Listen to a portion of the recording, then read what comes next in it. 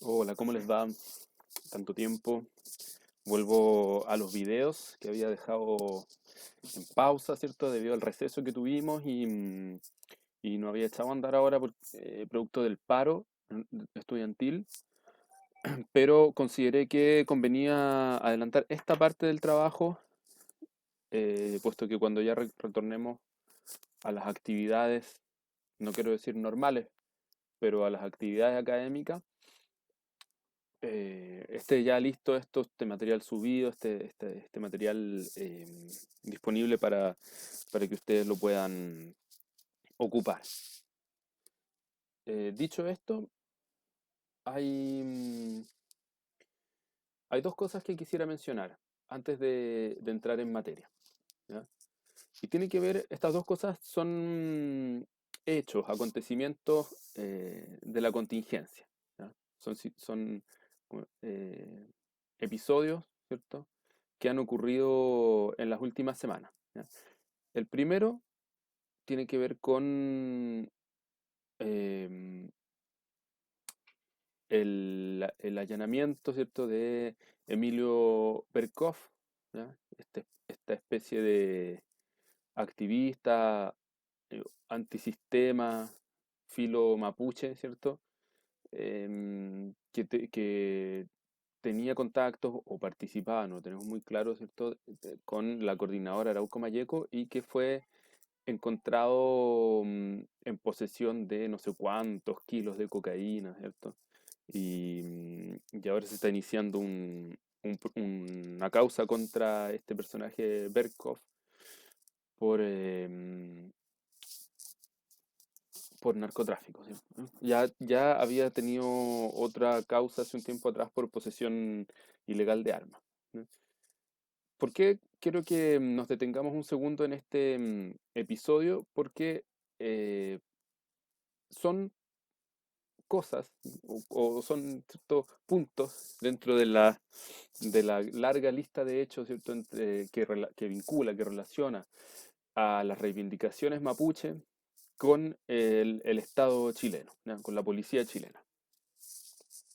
Entonces, no quiero decir que aquí, no quiero ponerme en la camiseta ni por la policía, ni por Berkov, ni por la coordinadora Arauco Mayeco, sino sencillamente quiero decirles a ustedes que con lo que hemos conversado, lo que hemos discutido, los contenidos que hemos avanzado clase a clase, ya pueden ustedes contar o idealmente, ¿cierto? Es uno de los objetivos del curso que ustedes puedan contar con elementos o con criterios de análisis, con conocimientos que les permitan entender o leer, ¿ya?, interpretar este tipo de situaciones a la luz de, como les digo, o con mayor juicio, ¿cierto? Con un criterio más formado, digamos, ¿ya? Entonces, ¿quién es este personaje Berhoff? Ustedes se pueden preguntar. El activista, qué sé yo. Eh, opera o tiene vínculos con la coordinadora Arauco Mayeco. La coordinadora Arauco Mayeco emitió un comunicado al día siguiente o al poco tiempo del operativo en el cual fue capturado este personaje, desligándose, ¿cierto? Diciendo, bueno, que él no formaba, no era militante de la coordinadora, él no era parte del grupo, que la coordinadora no tiene absolutamente nada que ver con el narcotráfico, qué sé yo. Entonces ahí hay una serie de elementos. Bueno, si el tipo no forma parte, está bien señalarlo, pero es interesante ver cómo la coordinadora Arauco Mayeco en su declaración em, remite a ciertos, eh, ¿cómo decirlo? Remite a cierto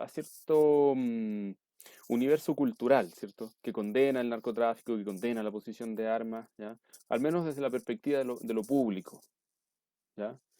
Tenemos que, bueno, hay una inclinación por parte de mucha juventud. Un segundo. Bueno, ¿en qué quede? Claro, en la inclinación que existían en algunos grupos eh, mm, Winca, ¿cierto? Chilenos, urbanos, santiaguinos, que descontentos con el sistema estatal chileno, descontentos lógicamente con el estado policial que tenemos y que naturalmente ve en las luchas mapuche una posibilidad, un medio, un camino para cargar con todos sus sentimientos, ¿ya? Y intentan vincularse, ¿cierto?, con el mundo mapuche y ahí hasta, digamos, las asociaciones mapuche o las agrupaciones políticas mapuche a las cuales estos personajes se vinculan, obviamente les abren las puertas en la medida en que le puedan atraer algún tipo de beneficio, ¿cierto? Si no, mm, da lo mismo, ¿ya?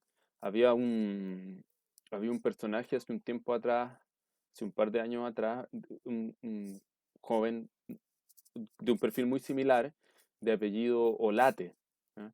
Que, que intentó hacer un nexo entre algunas agrupaciones mapuche, ¿cierto? Las más, digamos, cuya acción política está más cargada hacia la violencia, con la FARC en Colombia, ¿ya? Entonces, este personaje después, bueno, hubo unos correos electrónicos que se filtraron y que fueron parte de la acusación que se le siguió, ¿ya? Entonces él decía que, bueno, si es que para crear una guerra de guerrillas en Chile se necesitaba gente movilizada, gente con algún grado de vinculación identitario, ¿ya? Gente que estuviera dispuesta a enfrentar en la práctica y en el discurso al Estado y que manejara porciones de territorio, qué sé yo, en fin. Y su conclusión era que naturalmente quienes podían cumplir esa función eran sus hermanos mapuches, decía él, ¿eh? Entonces, claro, este tipo de situaciones ocurre, ¿ya?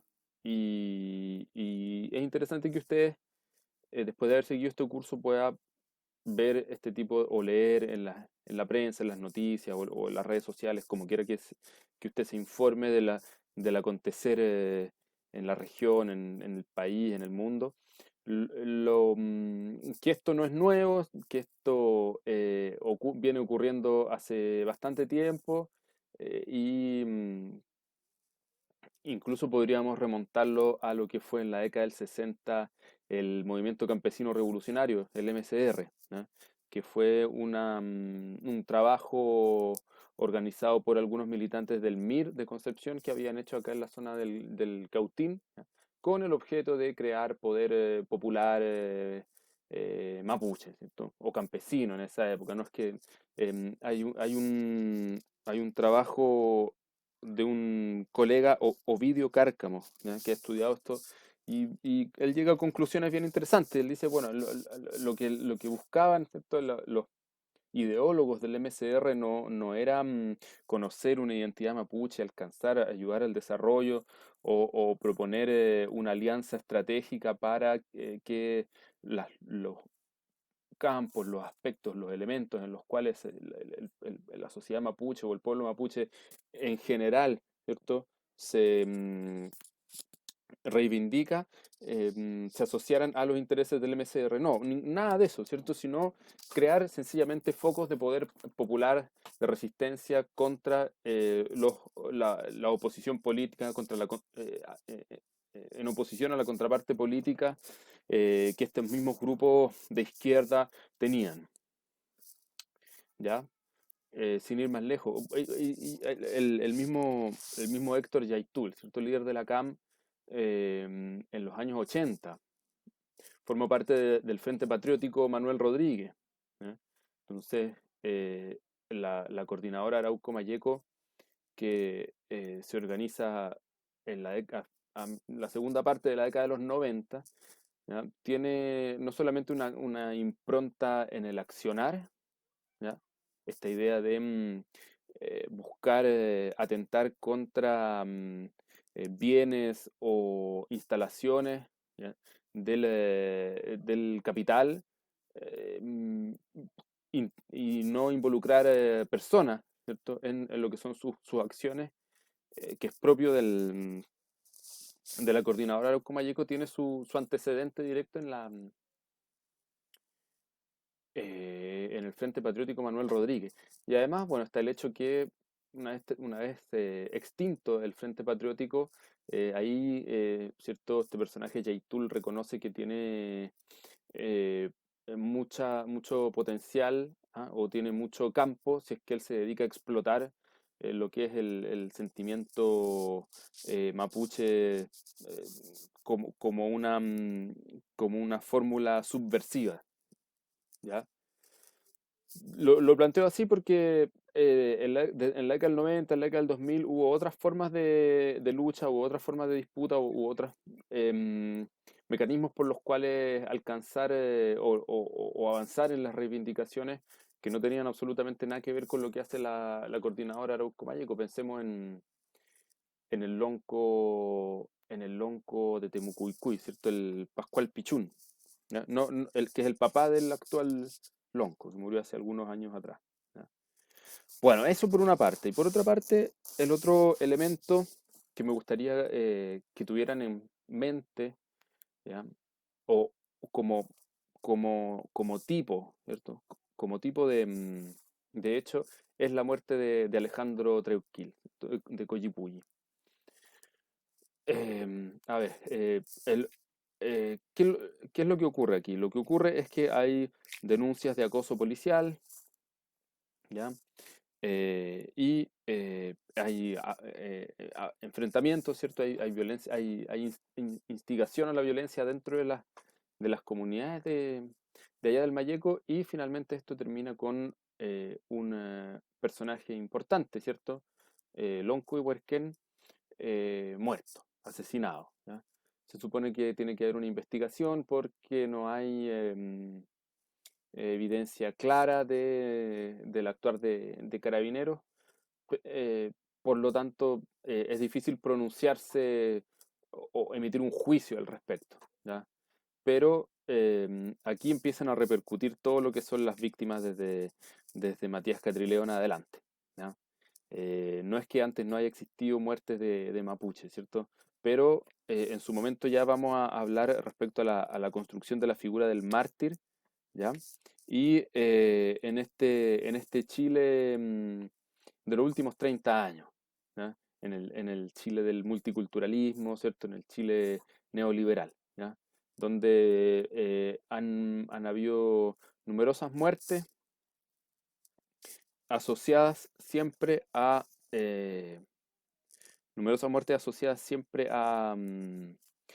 irregularidades en el accionar policial, ¿ya? El caso bueno, en la operación Huracán que todos conocemos, ahí no hubo muertos, pero sí hubo varios detenidos y era todo un montaje, ¿cierto? Ahora está teniendo lugar en Angol el juicio contra los responsables del asesinato del Camilo Catrillanca, ¿ya?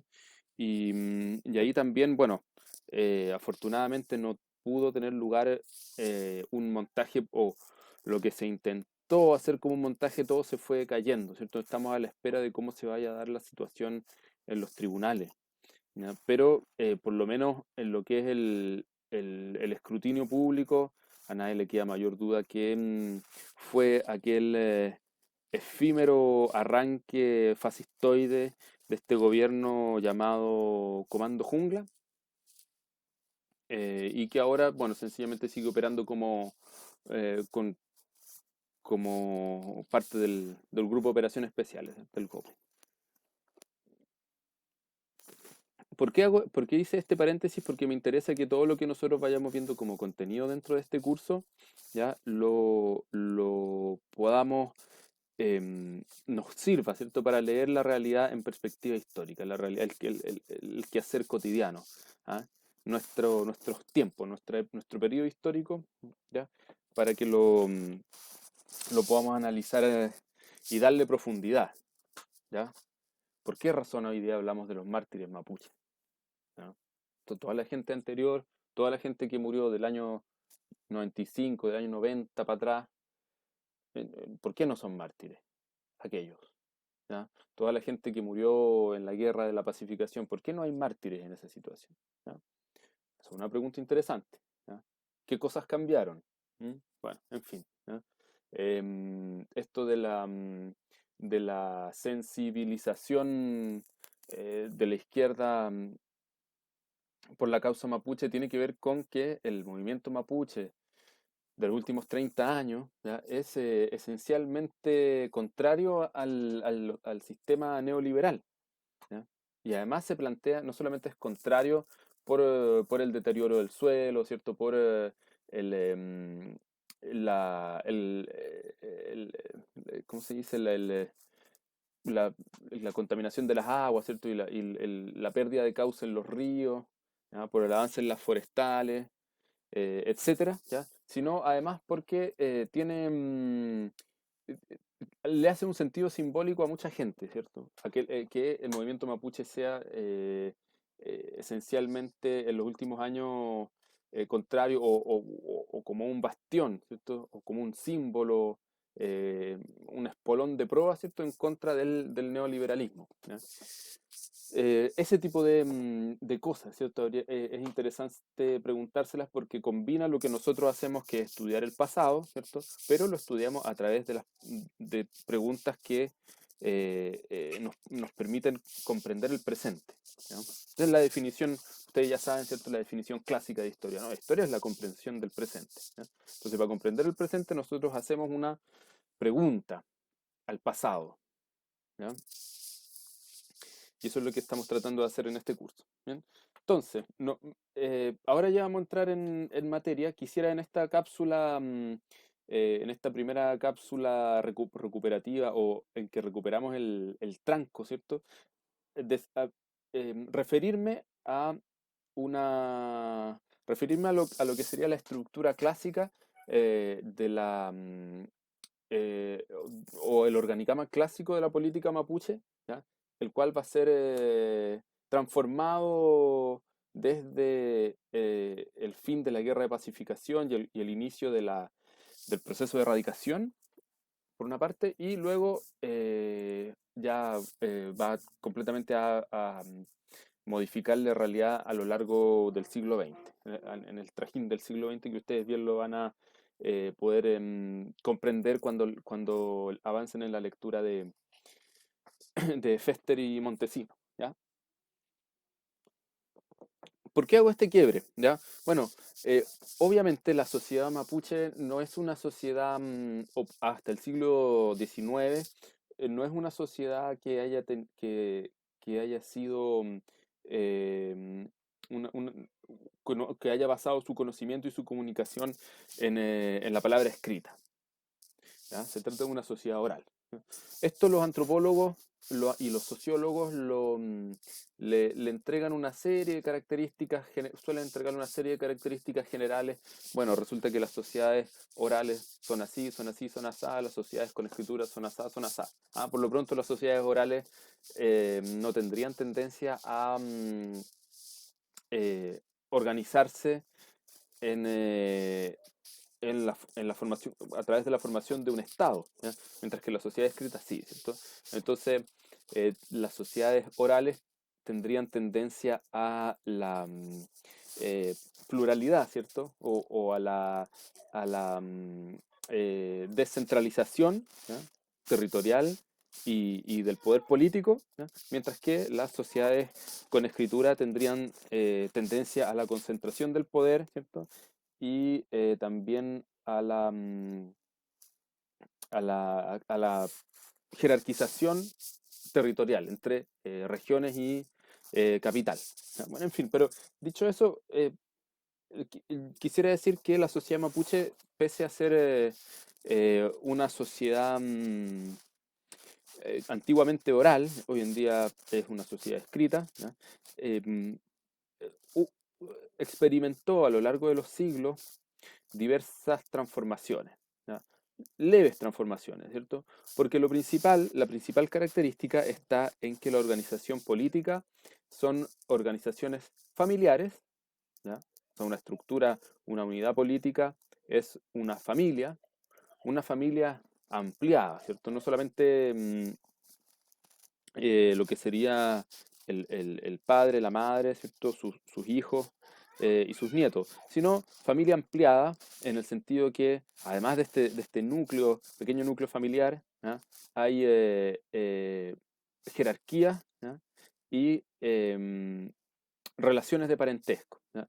Entonces, las relaciones de parentesco normalmente, en las relaciones de parentesco normalmente mapuche, es la mujer que se va a vivir a la casa, ¿ah? Al loft, ¿cierto? A la familia del varón, ¿ya? Entonces, hay un jefe de familia que tiene una señora, normalmente dos señoras, ¿ya?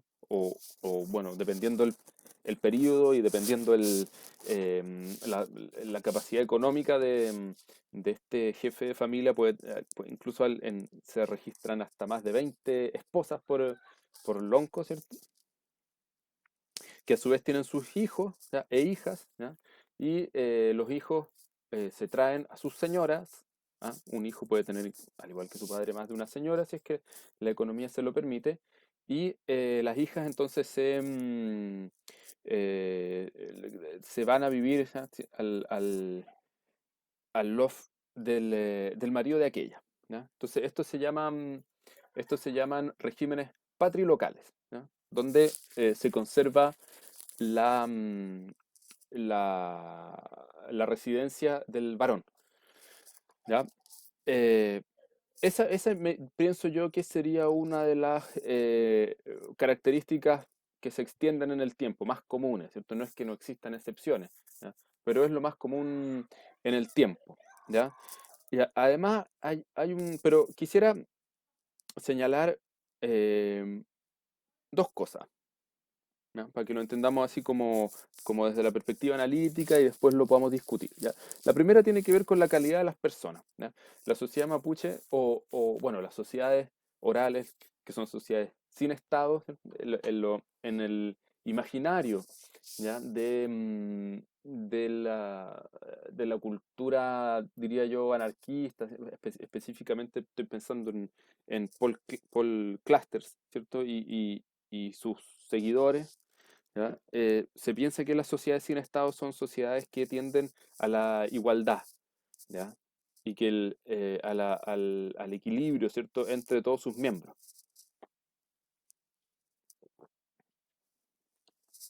Algo que en alguna medida es cierto, en el sentido que, em, en el sentido de la distribución del trabajo, creo yo, que se puede pensar que es cierto, ¿ya? Por ejemplo, se hablaba, ¿cierto?, para las sociedades sin Estado que se decía que conformaban o eran ejemplos de economía de subsistencia, ¿ya? ¿Qué significa economía de subsistencia? Todo lo que se produce con el objetivo de consumir, ¿ya? O en última instancia de intercambiar con otra familia, con otra agrupación, algún bien o que no pudieran proveerse por las razones que fuesen, ¿ya? Entonces eso significaba que, por ejemplo, en un periodo de cosecha, ¿ya? Todos trabajaban en función de la cosecha, ¿ya? Los hombres normalmente haciendo un trabajo más pesado, qué sé yo, las mujeres en otros roles más pesados, quiero decir, de más, más mus- que se emplea más fuerza muscular, diríamos, aunque no siempre es así en la sociedad mapuche, ¿no? Em, pero para no desviarme, ¿cierto? El tema es que todos trabajan lo que tienen que trabajar, ¿ya? Todos hacen más o menos lo mismo respecto al trabajo y, y además no se trabaja, qué sé yo, de sol a sol, ¿ah? Sino que se trabaja normalmente una media jornada, ¿ya? Porque con una media jornada en que todos trabajen ya, más o menos existen los elementos suficientes para alimentarse, para vestirse, eh, em, para la construcción, para la elaboración de, qué sé yo, de cerámica, en fin, lo que fuese, ¿cachai? Entonces,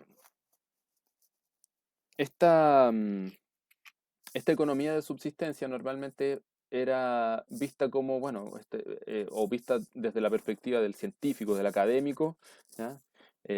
hasta entrado el siglo XX, ¿cierto? Era considerada como una economía eh, eh, de la, de, era visto desde una perspectiva peyorativa, ¿no? Bueno, esta gente es pobre, ¿no? Produce solo lo que va a consumir, ¿cierto? O lo que va a consumir más lo que va a intercambiar, por lo tanto es una familia pobre, ¿no? Pero esa pobreza siempre es fácil desarticularla, ¿cierto? Porque si no hay uno es pobre en la medida en que no puede eh, eh, ocuparse, ¿cierto? De la totalidad de sus necesidades, y este no es precisamente el caso, ¿ya? Entonces, no sé por qué llegué a la economía de subsistencia. Eh, sí, ya me acordé. Porque estábamos diciendo que así como, y este es el punto, ¿no? Toda esta vuelta me la di para llegar a este punto, ¿ya? Normalmente en las economías de subsistencia, como eventualmente pudo haber sido la economía mapuche antigua, ¿cierto? Anterior a la conquista chilena, ¿ya? Em, Se planteaba que existía más o menos igualdad entre los jefes políticos y el resto de la población, ¿ya? Y además existían mecanismos que, salvo quizás en el caso de guerra, ¿ya? Pero esto es común, ¿cierto? En la guerra siempre se le entrega a los jefes militares, ¿ya? Eh, o políticos, pero que comandan a los estados mayores, ¿ya? Atribuciones que van por sobre las que tendrían normalmente, ¿cierto? Que exceden lo que normalmente les corresponde, ¿ya? Entonces, exceptuando los momentos de guerra, ¿ya? En el cual el Toki tendría mayor, se le otorgaría de forma legítima más poder, ¿cierto? En una situación normal de paz, ¿ya? Eh, em, no habría por qué pensar que un lonco va a sobresalir por sobre el resto de la población. Esto, desde una perspectiva teórica, yo creo que sí es así, de todas maneras, ¿ya? Incluso hay varios testimonios para el siglo XIX, que yo conozco del XIX, en los cuales los loncos no eran obedecidos, ¿ya? No era respetada su autoridad por parte de los mismos miembros de su familia, ¿ya? Entonces algunos loncos se reían de ellos, qué sé yo. Pero eso es específico del siglo XIX, no, quiero decir, no es anterior, yo creo que es desde el siglo XIX y desde ahí en adelante, hasta el siglo XX, en el cual un jefe, un lonco, lo que fuera, eh, eh, era o asociaba, ¿cierto? O, o tenía su poder asociado indisolublemente a sus riquezas, ¿ya? O al manejo de riqueza. Por eso surge la palabra del ulmen o gilmen, ¿ya? Es decir, alguien que es un hombre rico, ¿ya? Y que por lo mismo es un jefe político, ¿ya? Entonces tenemos, oye, pero ¿cómo existen gente que eh, eh, ¿cómo puede existir gente o cómo podemos decir que es una sociedad? Estamos hablando, todo este rato hemos estado hablando de la sociedad anterior a la conquista chilena, ¿ya? Para que no se confundan. ¿Cómo puede haber alguien cuyo poder esté eh, eh, igualado, ¿cierto? O cuya tendencia sea al equilibrio con el resto de la población si es que hay gente rica, ¿ya? Y la respuesta es que en la sociedad mapuche, en la gran sociedad mapuche, habían casos diversos de todo, ¿ya? Habían grandes jefes, ¿cierto? Grandes loncos de familia, los llamados troquinche, ¿ya? Troquín eh, como una manifestación de alguien que posee recursos, pero que además posee una condición de nobleza, diríamos, ¿ya? Ustedes saben que la nobleza va más allá de las riquezas con las que pueda tener una familia, una persona, un grupo, ¿ya? La nobleza tiene que ver también con una historia personal, con una historia de familia, tiene que ver con un comportamiento en particular, ¿ah? Normalmente asociado a la gallardía en la guerra. y a la bonomía en tiempos de paz, ¿cierto? Y al fomento y al desarrollo de la sociedad, etcétera. Entonces el troquinche sería él, ¿cierto? Ese tipo de persona. Y sus familiares, ¿ya? Entonces, en la gran mayoría, y abajo, ¿cierto? Existen lo que se llaman los CONA. CONA en castellano se dice mocetón, ¿ya? Que son más bien los CONA son los hombres, las lanzas que se llaman, es decir, la cantidad de hombres que se pueden movilizar para la guerra, ¿ya? Entonces, están los toquis, ¿cierto? Que serían los jefes de guerra, que en la perspectiva civil o en tiempos de paz son los loncos, ¿ya? Y abajo del toque están los conas, ¿ya? ¿Cómo se llaman los conas en tiempo civil? Según Tomás Guevara, si no me equivoco, es la psicología del pueblo araucano, pero tendría ahí que precisarles bien la cita, ¿ya? Si a ustedes les interesa, me la pueden pedir para yo moverme a buscarla. Está el reche, ¿ya? El reche sería el mapuche, ¿cierto? Cuando no está en una disposición guerrera, ¿cierto? Entonces, cuando está en disposición guerrera es un cona, y cuando no hay guerra se habla de un reche, ¿ya? Sería como el ciudadano común, el mapuche común y corriente, ¿ya? Esa es la definición que da Guevara, ¿ya? Guillón Bocara, en su tesis se considera, o uno de los planteamientos importantes, ¿ya? Que causó o que tuvo mucho impacto, mucha influencia, él dice que Reche es el etnónimo, ¿ah? Es la palabra que se daban los mapuches, ¿sí? Para nombrarse a sí mismos frente a los wincas, frente a otras poblaciones, ¿ya? Aquello yo considero que en realidad a mí no me convence la argumentación de Bocara, ¿ya? Considero que es mucho más elocuente lo que dice, Tomás Guevara, ¿ya? Reche es la persona, es el mapuche común, no movilizado, ¿cierto? Civil, ¿ya? No noble también. Entonces, eh, claro, hay una relación entre los dos conceptos, ¿ya?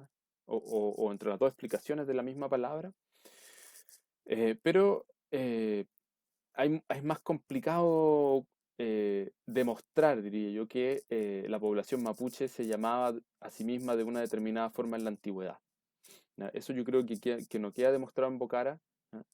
Eh, y Guevara no tiene necesariamente, no tiene por qué comprobarlo, siendo que él no apunta para allá su trabajo, ¿cierto?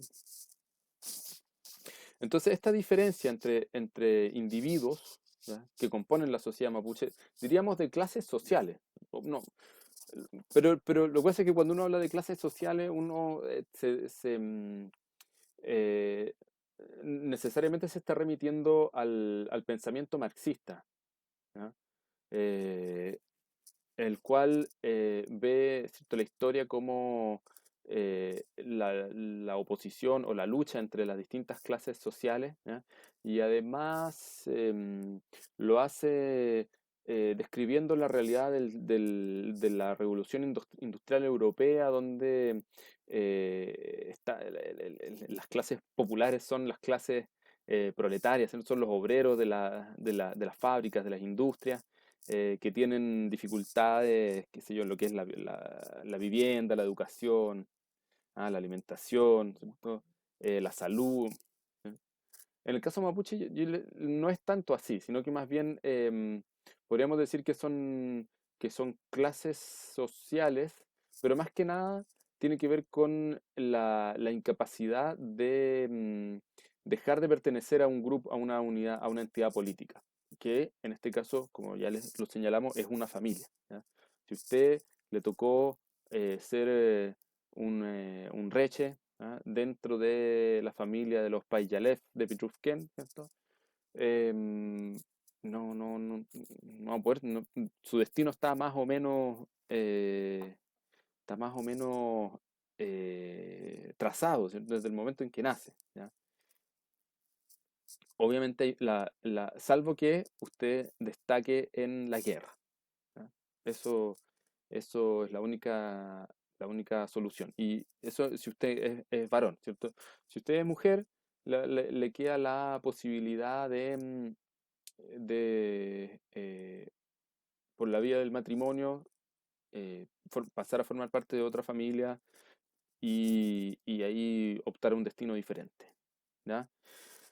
Em, yo diría que la guerra bueno, el malón, ¿cierto? Entendido como parte de, o como una subcategoría dentro de la guerra. ¿Ya? Esa sería otra de las fórmulas que le permitirían eh, tomar el destino eh, en sus propias manos en la medida de lo posible. ¿Ya? Bueno, entonces esto sería mi propuesta, ¿ya? Que en la sociedad mapuche tradicional, ¿cierto?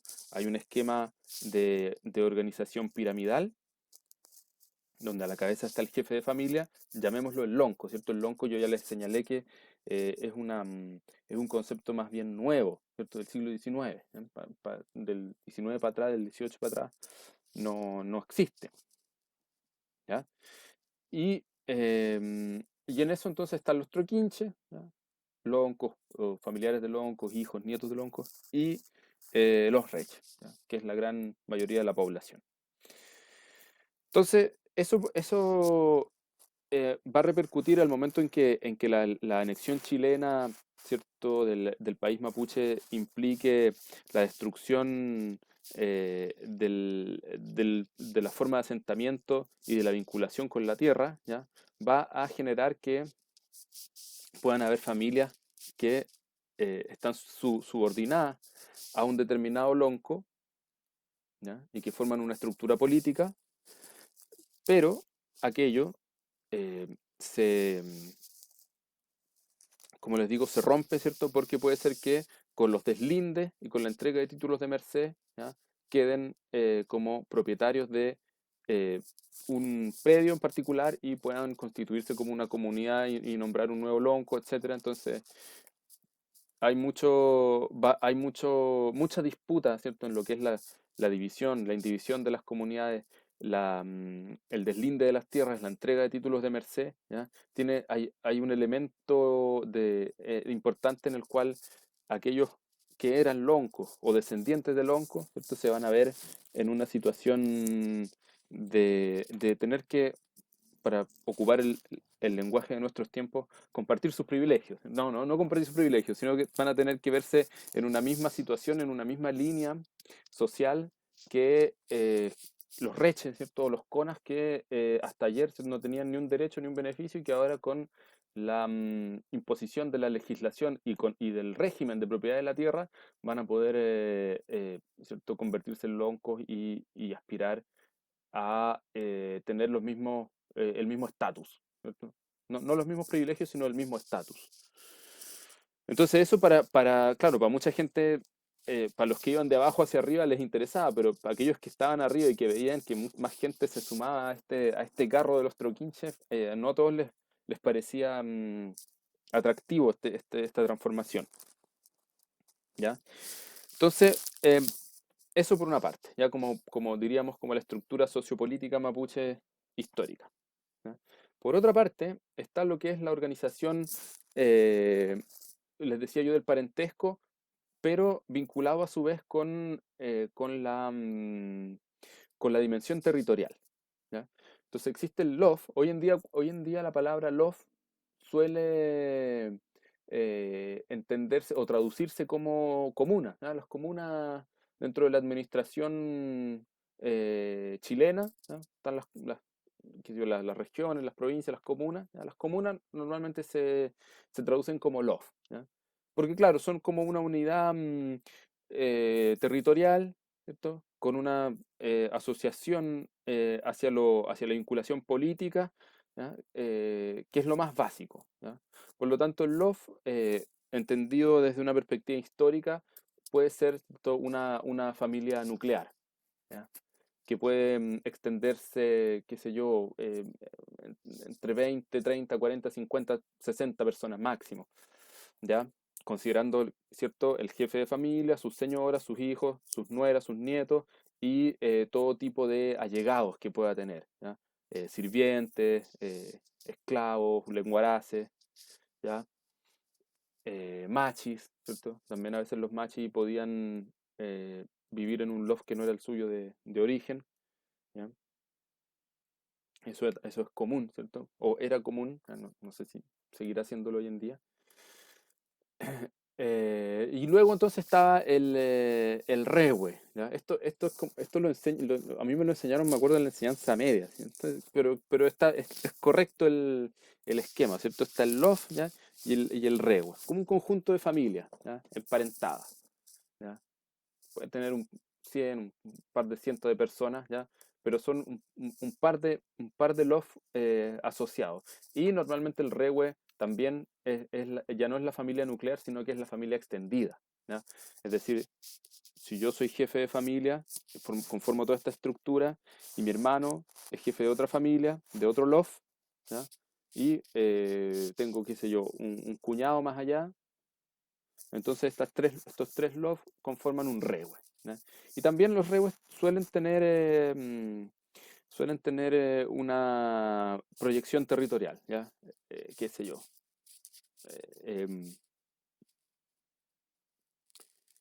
eh, em, no sé, Purén, ¿ya? Los llanos de Purén, ¿ya? Pueden haber ahí conformarse un rehue, ¿ya? Con varias familias emparentadas, ¿ya? Después existe como en un nivel superior, ¿cierto? Está el loft, el rehue, y por sobre el rehue está bueno, aquí normalmente se enseña como el Aya rehue, ¿cierto? Un conjunto de 9 rehues. Pero aquí debo confesar que a mí no, claro, sobrevive el Aya rehue en la terminología, pero en la toponimia existe el Quechu rehue, ¿no? En más de un lugar, ¿cierto? Que en castellano le dicen quechereguas, ¿ya? Quechereguas. ¿Ah? Entonces, por ejemplo, ahí entre Traiguén y Coyipulli y Angol, ¿cierto? Está Quechereguas, ¿ya? Pero sería Quechurrehue, ¿ah? Vale decir 6 rehue. Ahí ya rehue sería 9 rehue, ¿ya? Entonces el número en el cual se pueden asociar los rehues considero yo que em, puede ser variable, ¿ya? Pero existe, ¿cierto? Existe como proyección mayor, ¿ya? Y considero yo que eh, históricamente, es decir, desde el siglo XVI en adelante, ese sería como la expresión máxima de asociatividad entre distintas unidades políticas, ¿ya? Y que tienen una proyección territorial, ¿ya? Creo yo que eso es como más o menos, uno puede trazar la historia, uno puede decir que esto existe, esto es efectivo. Después ocurre que desde el siglo XVIII en adelante empieza a emerger un concepto por los palos, ¿cierto? Se mete un concepto que es el del Butalmapu, ¿ya? Butalmapu o Utanmapu o Huichanmapu, ¿cierto? Hay el prefijo, ¿cierto? Cambia, varía, ¿ya? Y que puede ir desde, en términos conceptuales, ¿cierto? Desde el Huichanmapu, que se traduce como tierras aliadas, al Putalmapu, ¿ya? Que serían grandes tierras, ¿ya? Entonces, esos serían como los dos márgenes que tendría este concepto del Butanmapu, ¿ya? El Butanmapu ha sido y sigue siendo objeto de debate y objeto de estudio, ¿ya? Porque, eh, porque eh, o se constituyó hace un tiempo como un objeto de estudio, porque no, está el Eduardo Telles Lúgaro que habla, está también el Osvaldo Silva, ¿cierto? Gente de la Universidad de Chile, pero también hay incluso colegas en Estados Unidos. Actualmente yo le escuchaba al Jesse Zarley, ¿ah? Discutir al respecto, ¿cierto? Y me parece que es un campo, el mismo Bocara, ¿cierto? El mismo guión Bocara, ¿ya? Es un campo abierto, ¿ya? De discusión. ¿Por qué? Porque no tenemos muy claro qué es lo que es el Buchan Mapu, ¿ya? No tenemos claro cuál es su historia, ¿ya? y no tenemos claro, y al no tener claro esos dos puntos, ¿cierto? Tampoco tenemos claro desde dónde hasta dónde, ¿ya? Quiero decir, hasta dónde llegan, ¿cierto? ¿Cuáles son sus límites? ¿Cuáles son cómo lo podemos demarcar en un mapa, ¿cierto? En una carta, ¿ya? Em, a ver, Guillaume Bocara el concepto que da lo llama los distritos macrorregionales. A mí me gusta esa explicación, ¿ya? De distritos macrorregionales porque, insisto, puede contener tanto la idea de alianza como la idea eh, de gran tierra, ¿ya? Si ustedes me dan un segundo, yo les puedo entregar le puedo entregar algunas definiciones aquí, ¿ya? Bernard Avestad, que es un jesuita, un misionero jesuita que en el año 1777 publicó una obra bien importante, ¿cierto? Que se llama un Tratado de la Lengua Chilena, Chili Dugu, ¿ya? Chili Dugu Tractatus Linguae Chilensis. Y dice ahí, Utan Mapu, está escrito en latín, ¿ya? Utan Mapu, terra hospitalis, terra hospitalis, ¿ya? Es decir, tierra hospitalaria, ¿ya? Es decir, tierra que brinda hospitalidad, ¿ya? Territorium Indorum Chilentium in Quator, ¿ya? Territorio indio chileno que se divide en cuatro, ¿ya? Esto es hospitales, vastas, diferencias, provincias. Es la división de vastas, provincias diferentes y hospitalarias. ¿Ya? Después entonces hay otra acepción bien interesante que, a ver, déjenme ver si lo encuentro por acá, que es la de Rodolfo Lenz.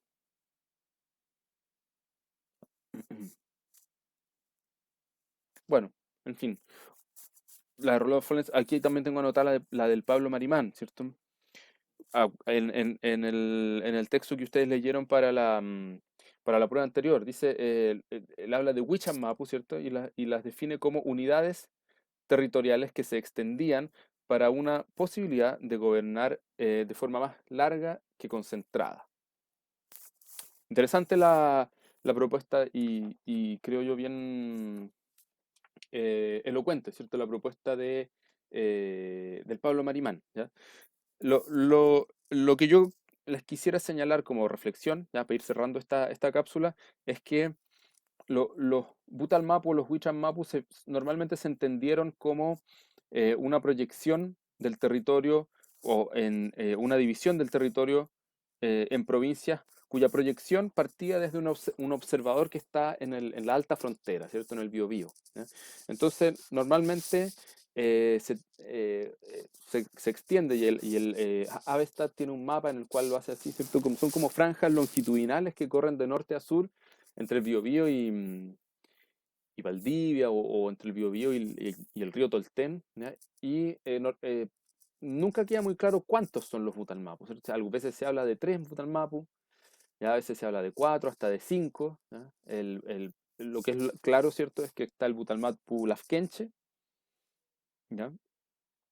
Está el Butalmapu Lelfunche, Lafkenche de la costa, ¿cierto? Lelfunche de los llanos, ¿ya? Y luego está el Butalmapu, el Inapiremapu, ¿ya? Que sería como de las faldas cordilleranas, ¿ya? El Piremapu, que sería ya de la cordillera, ¿cierto? O el Butalmapu Pehuenche también se habla, ¿ya? O a veces, ¿cierto? El Lof que estaba más al norte, que hacía frente directo a la alta frontera, también podía darle su nombre a la totalidad del Butalmapu. Se habla del Butalmapu de Angol, ¿ya? Pero como quiera que sea, ¿ya? Incluso al sur del Tolten también se hablaba del Wijimapu. Hoy día, en la actualidad, existe el concepto del Fucha Wijimapu, ¿ya? Eh, entonces son nomenclaturas o conceptos difíciles de definir y sobre todo difíciles de definir en cuanto a su territorialidad, ¿ya? Por ejemplo, yo propongo, aquí quizás ustedes me pueden criticar, ¿ya? Estoy dispuesto a que lo discutamos, ¿cierto? Que en el siglo XIX, ¿ya? El Butalmapú Lelvunche, es decir, de los llanos, se dividía en dos, po. El Butalmapú, o mejor dicho, es que aquí llegamos a un problema, histórico que a mi juicio no está, no quiero decir resuelto, pero no está suficientemente discutido, ¿ya? Tenemos el Butalmapú y el Bunche, ¿ya? De los llanos, pero tenemos identidades asociadas a un territorio como los Nakche o abajinos, ¿cierto? Y los Huenteche o los arribanos, ¿ya? Que los puede encontrar usted en la fuente como arribanos o abajinos. Pero ambos son de los llanos. Ambos son del Bunch. ¿Ya? Entonces hay, y son, además, son tierras o son alianzas. ¿Ya? Aquí no solamente está el hecho de asociarlos a una franja, a un distrito, sino que además son familias. Y son familias que se oponen, ¿cierto? Opuestas desde el punto de vista político, opuestas desde el punto de vista no, guerrero, ¿cierto? Entonces, el tema es complejo, ¿ya? Porque sobre los Butalmapu se sobreponen otras fórmulas de identidad territorial mapuche, ¿ya? Y lo otro es que nosotros tendemos a proyectar hacia la totalidad del pasado, ¿cierto? Como si los Nakche, los Huenteche hubiesen existido desde la época de Lautaro, ¿cierto? Desde la época de Calpulicán, de Colo Colo, ¿ya? Eso entonces es un error, ¿ya? Los Butalmapus son tardíos en su aparición, ¿ya? E incluso hay sospechas, ¿ya? Yo se lo he escuchado al Zavala, ¿cierto? Al José Manuel Zavala, que los Butalmapus son más que una construcción mapuche, ¿cierto? Más que una institución mapuche, son una institución hispano-mapuche, ¿ya? Esta división se, se genera, se construye, ¿cierto? En lo que son las relaciones fronterizas, ¿ya? Como un producto de las relaciones fronterizas. Bueno, en fin. Bien, vamos a dejar hasta acá esta cápsula y la próxima dicho esto que me parecía que era bien importante que le pudiéramos pasar un brochazo, ¿cierto? A la estructura política mapuche tradicional. Ya el próximo curso vamos a ver, vamos a ir terminando con el siglo XIX y vamos a pasar al XX, ¿ya? Gusto de reencontrarlos. Que les vaya bien. Hasta luego.